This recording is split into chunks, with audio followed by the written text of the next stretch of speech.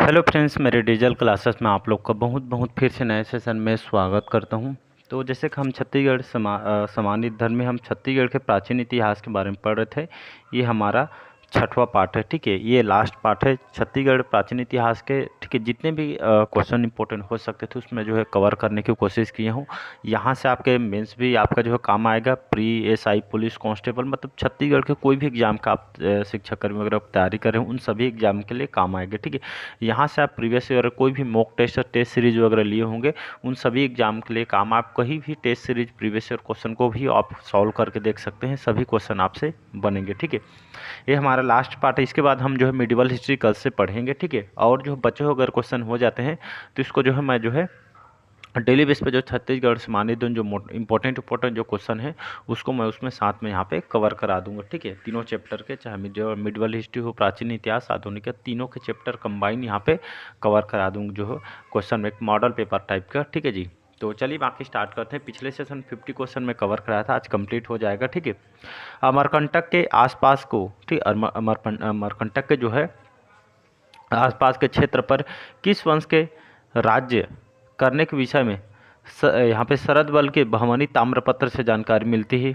वाकटक वंश, पांडव वंश, चोल वंश या सातवाहन वंश। इसका जो आंसर हो जाएगा, तो यहाँ पे इसका जो आंसर हो जाएगा हम पांडु वंश। याद रखिए पांडु वंश, जिसको ही हम सोमवंश से बोलते हैं, लगभग 6वीं से 8वीं शताब्दी के, ठीक है, अमरकंटक के आसपास क्षेत्र पे ये जो है पांडव या जो पांडु वंश ने शासन के दौरान, जो इस वंश ने जो है यहाँ पे जो है शासन करते थे। ये जो है शरद बल के जो है बहमनी ताम्रपत्र से इनकी जानकारी यहाँ पे मिलती है, ठीक है। इंद्रबुल ने, ठीक है, इंद्रबल जो है सरपुरी वंश को समाप्त करके छत्तीसगढ़ में पांडु वंश की स्थापना की थी, जो अलग अलग शाखाओं में यहाँ पे जो है बटी हुई, ठीक है। चलिए नेक्स्ट क्वेश्चन देखते हैं। अब यहाँ से आगे बढ़ते, अगला क्वेश्चन, ये क्वेश्चन आया हो पीएससी में, देख देखते हैं।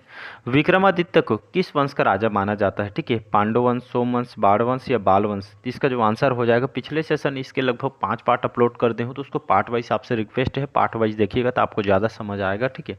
और सभी क्वेश्चन आपसे बनेंगे। इसका जो आंसर हो जाए बाण वंश, इसका करेक्ट आंसर हो जाएगा सी ऑप्शन, ठीक है। तो विक्रमादित्य कौन से वंश के राजा था या शासक था? ये आपके बाण वंश के शासक है, ठीक है। ये जो इन्होंने जो मतलब जो बाण वंश के प्रमुख शासक है, 9वीं सदी में पाली के जो शिव मंदिर का निर्माण इन्होंने कराया था, जिसका जीर्णोद्धार कलचुरी शासक जाजालदेव प्रथम ने कराया था। ये जो है कोरबा, ठीक है, पाली जो है कोरबा जिले के अंतर्गत आती है। यहाँ पे इन्होंने जो है इस मंदिर को बनवाया था, तो इसको आपको याद रखना। बाकी पिछले सेशन में ये सभी को बता दिया गया है। अगला क्वेश्चन देख, अगला क्वेश्चन मोस्ट इंपॉर्टेंट क्वेश्चन है। छत्तीसगढ़ के किस स्थान में, छत्तीसगढ़ के किस स्थान में शैल चित्र अधिक मिले या सर्वाधिक मात्रा में मिले हैं? बस्तर, कवर्धा, रायगढ़ या बिलासपुर। तो इसका जो आंसर हो जाएगा यहाँ, इसका जो आंसर हो जाएगा यहाँ पे रायगढ़ जिला हो जाएगा। रायगढ़ जिले में आप देखेंगे तो यहाँ पे आपका सिंगनपुर का गुफा है, वहीं आपका कबरा पहाड़ का गुफा है। कबरा पहाड़ गुफा के साथ साथ आपका बोदलता का गुफा है। और यहाँ पे देखेंगे तो आपका बसनाझर, टीपा खोल, ओंगना, बेनीपाट, ये सभी जो है यहाँ के जो है मतलब जो गुफा है, यहाँ पे सबसे सर्वाधिक मात्रा में यहाँ से जो है रायगढ़ जिले से शैल चित्र यहाँ से जो है प्राप्त हुए, ठीक है जी।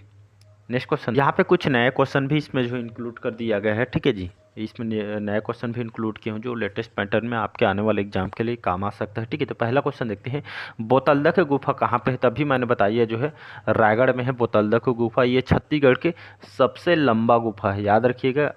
आपको कंफ्यूज करने के लिए पूछ, यहाँ पे तो रायगढ़ में यहाँ पे गुफा शैल चित्र पाए जाते हैं। लंबी गुफा कौन सा है? तो ये आपका बोतलदा का गुफा जो रायगढ़ जिले के अंतर्गत आती है। ये छत्तीसगढ़ के सबसे लंबा गुफा है। नेक्स्ट क्वेश्चन देखिए, अगला क्वेश्चन है, ये आपका पीएससी में आया हुआ है ना, पीएससी प्री में आया हुआ है, ठीक है। चितवा डोंगरी के नाम के पुरातत्व स्थल की खोजकर्ता कौन है, या जो है खोज किसके द्वारा की गई है? रामचरण दयाराम साहनी, जयनाथ बघेल या भगवान दास बघेल। तो इसका जो आंसर हो जाएगा भगवान दास बघेल, याद रखिएगा। तो चितवा डोंगरी ये कहाँ पे है, कौन से जिले में है? अगर बुक के हिसाब से देखेंगे तो ये आपका राजनांदगांव जिला में है।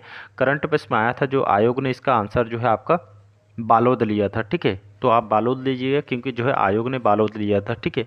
तो बुक में पढ़ेंगे, ठीक है, तो आपको राजनांदगांव में दिया हुआ, ठीक है। ये जो है यहाँ पे चितवा डोंगरी, ये आपका पाषाणकालीन गुफा जो शैल चित्रों के लिए बहुत ही प्रसिद्ध है। यहाँ पे ड्रैगन आकृति के शैल चित्र यहाँ पे मिली है, जो चीनी कला की जो है अभिव्यक्ति के प्रमाण इससे जो है होती है, तो इसको आपको याद रखना है। नेक्स्ट क्वेश्चन देखते हैं, अगला क्वेश्चन देखते हैं, छत्तीसगढ़ में लोहे की गलाई के जो साक्ष्य कहाँ से प्राप्त हो? तो पिछले सेशन बनाए थे, ये जो है बस लोहे की गलाई के जो साक्ष्य जो है बालोद जिले से प्राप्त हुए हैं प्राचीन काल से, ठीक है। अगला क्वेश्चन देखते हैं, चौथा क्वेश्चन, किस वैदिक काल में आर्य जो है छत्तीसगढ़ में बसे हैं? ऋग वैदिक काल में, उत्तर वैदिक काल में, ए और बी दोनों, या इनमें से कोई नहीं? तो इसका आंसर हो जाएगा, तो वैदिक काल में देखेंगे तो आपका ऋग्वेद और उत्तर वैदिक काल में जो है आर्य जो है, ठीक है, यहाँ पे जो है बसे हुए थे, जिसमें आपका मतलब ऋग्वेद में तो जो है यहाँ पे जो है छत्तीसगढ़ का वर्णन नहीं मिलता है, बाकी जो है उत्तर वैदिक काल में छत्तीसगढ़ का वर्णन यहाँ पे जो है रेवा नदी के नाम से जो उल्लेखित यहाँ पे किया गया है, ठीक है जी। अगला क्वेश्चन, पांचवा क्वेश्चन है, वैदिक काल में नर्मदा नदी को किस नाम से पुकारा जाता था? अभी मैंने बताया जो है रेवा नदी के नाम से जो है इसको उल्लेखित किया गया है वैदिक काल में। अगला क्वेश्चन है, छठवां क्वेश्चन, वैदिक काल में कौशिकी, ठीक है, जो उपनिषद है, इसमें इस उपनिषद में किसका वर्णन किया गया है? नदियों का, समुद्रों को, विंध्याचल पर्वत का, या सतपुड़ा के मैकल पर्वत का?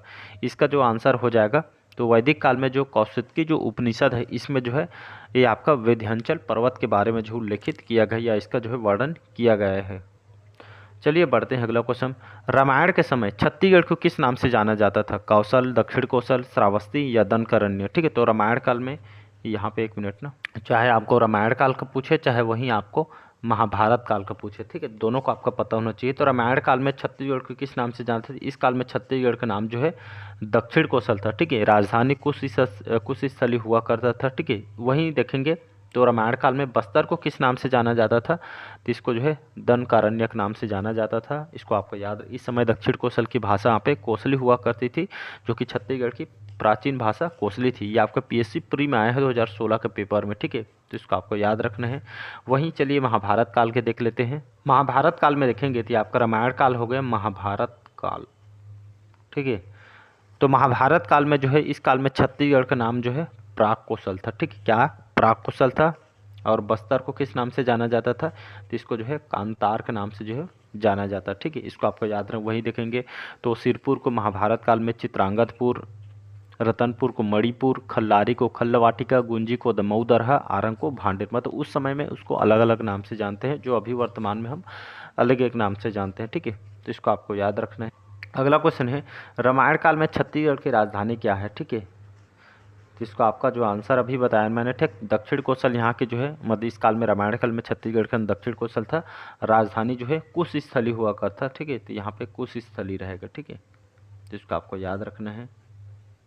चलिए अगला क्वेश्चन देखते हैं, राम के पश्चात कुश ने, ठीक है, आप सभी को पता होगा जो है भगवान, ठीक है, राम जी के दो पुत्र थे, लव और कुश, ठीक है, तो राम के पश्चात कुश ने किसी अपने राजधानी बनाया था? सिरपुर, आरंग, महासमुंद या रायपुर? तो इसका जो आंसर हो जाए सिरपुर को, ठीक है, याद रखें, जो सिरपुर आपका महासमुंद जिले के अंतर्गत आती है। तो राम के पश्चात जो है कुश ने किसी अपने राजधानी बनाया, सिरपुर को बनाया था, ठीक है। तो भगवान अपने अंतिम समय में दक्षिण कौशल को, कुश को, ठीक है, राजधानी जो कुश स्थली हुआ, वहीं उत्तर कौशल को, लव को, जो राजधानी श्रावस्ती, इनको जो है राजपाट वगैरह इनको दे दिए थे अंतिम समय में। अगला क्वेश्चन देखते हैं, रामगढ़ की जो पहाड़ियाँ जिसमें आपका सीता बेंगरा की गुफा है, कहाँ है? बिलासपुर, दुर्ग, रायपुर आपके सरगुजा में। इसको जो है बता चुका हूँ, कमेंट बॉक्स में इसका आंसर आप लोग को बताना है, ठीक है। तो रामगढ़ की जो पहाड़ियाँ जिसमें सीता बेंगरा की गुफा है और बहुत सारे गुफा मैंने बताया था साथ में, ये गुफा कहाँ पे है? इसको आंसर आप कमेंट बॉक्स में बताइए। अगला क्वेश्चन चलिए देखते हैं, छत्तीसगढ़ में सीता माता का जो अपहरण कहाँ माना जाता है, या ठीक है, इसके जो साक्ष्य छत्तीसगढ़ में कौन से जिला से प्राप्त हुआ है, जहाँ पे माता सीता का अपहरण करके यहाँ पे रावण यहाँ पे लंका ले गया था? फिर पंचवटी, आरंग, बस्तर या रायपुर? तो इसका आंसर हो जाएगा पंचवटी। याद रखिए, पंचवटी छत्तीसगढ़ के आपके कांकेर जिला, ठीक है, कांकेर जिला के अंतर्गत आते हैं। यहाँ पे जो है सीताहरण का उल्लेख यहाँ पे मिलता है। वहीं देखेंगे बहुत सारे जो ऐसे हैं रामायण काल के जो अभी जो है यहाँ के साक्ष्य प्राप्त हैं, जैसे सरगुजा में, ठीक है, अभी मैं इसका आंसर भी पूछा, जो रामगढ़, जो सीता बेंगरा, लक्ष्मण बेंगरा गुफा, ठीक है, ये सभी जो है रामायणकालीन जो है साक्ष्य यहाँ से प्राप्त हुए हैं। रायगढ़ में रामझरना, खरौद में जो खरदूषण का वध किया था, जांजगीर चांपा जिले के अंतर्गत आते, शिवरी नारायण, जांजगीर चांपा, जो भगवान राम ने यहाँ पे सबरी माता के जूठे बेर खाए थे। वहीं पंचवटी जो कांकेर, अभी इसके बारे में बताया मैंने, वाल्मीकि जो आश्रम है महासमुंद जिले के अंतर्गत, ठीक है, जहाँ पे लव कुश की जन्मस्थली है, ठीक है। वहीं दनकारण्य जो बस्तर है, भगवान राम ने यहाँ पे जो है वनवास के दौरान कुछ समय यहाँ पे व्यतीत भी किए थे, यहाँ पे निवास किए थे, तो ये सभी जो है साक्ष्य यहाँ से प्राप्त हुए। अगला क्वेश्चन चलिए देखते हैं, हनुमान जी ने संजीवनी यहाँ पे लेने जाते समय कहाँ से, मतलब कहाँ से जो है साल के जंगलों को पार किया था? बस्तर, कोरबा, बिलासपुर या जसपुर? तो इसका जो आंसर हो जाएगा बस्तर की जो है जंगलों को इन्होंने पार किया था। ठीक है, हनुमान जी ने जब संजीवनी जो लक्ष्मण जी को बाण लगता है, ठीक है, तो यहाँ पे जो है संजीवनी लेने के लिए जो है जाते हैं, तो वहीं पे जो साल के जो जंगलों हमारे छत्तीसगढ़ के बस्तर से जो है पार किए थे। ठीक है, तो ये सभी जो है साक्ष्य यहाँ से प्राप्त हुए। अगला क्वेश्चन चलिए देखते हैं, महाभारत के समय में छत्तीसगढ़ की किस नाम से जाना जाता है? प्राग कौशल, छत्तीसगढ़ कोसली या दक्षिण कौशल? तो अभी मैंने बताया जो है महाभारत काल और रामायण काल में, ठीक है, उस अलग अलग बताया हूँ, उसमें जो है महाभारत काल में छत्तीसगढ़ को प्राग कौशल कहा गया है। ठीक है, इसको याद रखना है। तो आप बस्तर का जो है कमेंट बॉक्स में बताइएगा। ठीक है, तो बस्तर को महाभारत काल में किस नाम से जाना जाता है, इसका आंसर आप लोग बताइए, अभी आप लोग को बताया गया है। अगला क्वेश्चन है, महाभारत काल में ताम्रध्वज की राजधानी क्या थी? चित्रांगनपुर, खल्लवाटिका, मणिपुर या आपका भांडेर? तो इसका जो आंसर हो जाए सी ऑप्शन जो है करेक्ट आंसर हो जाएगा आपका मणिपुर। अभी बताया हूँ महाभारत काल में। ठीक है, तो ये जो है ताम्रध्वज की राजधानी आपका मणिपुर थी, जिसका सी ऑप्शन जो है करेक्ट आंसर हो जाएगा। चलिए बढ़ते हैं अगला क्वेश्चन, महाभारत काल में कहाँ पर लाक्षागृह के निर्माण किया गया या लाक्षागृह का साक्ष्य मिला है? खल्लवाटिका, कांकेर या आपका गरियाबंद या महासमुंद जिला? इसका जो आंसर हो जाएगा यहाँ पे खल्लारी। ठीक है, तो खल्लारी ये जो है, ये इसको जो है एंशियंट नेम मतलब प्राचीन नाम इसको जो है खल्लावाटिका कहा गया है, महासमुंद जिले के अंतर्गत आती है। ठीक है, जहाँ पे जो है लाक्षागृह, ठीक है, महाभारत काल में जो लाक्षागृह का निर्माण यहाँ पे किया गया था, यहाँ पे भीम के पद चिन्ह वगैरह यहाँ पे जो है प्राप्त हुए हैं, तो इसको आपको याद रखना है। अगला क्वेश्चन देखते हैं, महाजनपद काल में छत्तीसगढ़ को कितने भागों में विभाजित किया गया है? 1, 2, 3 या 4? तो इसका आंसर हो जाएगा 2। ठीक है, तो महाजनपद काल में जो है छत्तीसगढ़ को कितने भागों में विभाजित किया गया है?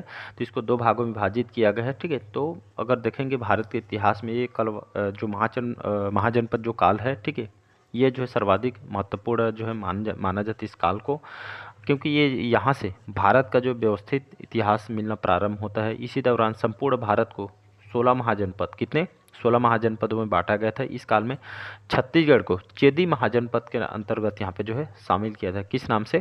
छत्तीसगढ़ को चेदी महाजनपद के यहाँ पे जो है इसको बांटा गया था। तो इसको आपको याद रखना है। राजधानी जो है शक्तिमती क्षेत्र आपका बुंदेलखंड का पठार। ठीक, इसी काल में छत्तीसगढ़ को छत्तीसगढ़ के नाम से जाना जाता था और इसी के जो है अभ्रंश छत्तीसगढ़ बना है, तो इसको आपको याद रखना है। तो बाकी ये थे आपके जो है कंप्लीट जो है सेशन। बाकी जो बचे हुए क्वेश्चन और अगर बने एग्जाम की दृष्टि से, उसको मैं जो है मॉडल पेपर जो लाऊंगा उसमें मैं कवर करा दूंगा। ठीक है, हम मिडिवल हिस्ट्री कल से स्टार्ट करेंगे। कैसा लगा सेशन कमेंट करके ज़रूर बताइएगा, और जैसे समस्या हो रही है आप तो कमेंट बॉक्स में कमेंट करके ज़रूर बताइएगा। आपका समस्या का समाधान वहाँ पर कमेंट बॉक्स में कर दिया जाएगा। ठीक है, तो कैसा लगा सेशन कमेंट करके ज़रूर बताइएगा।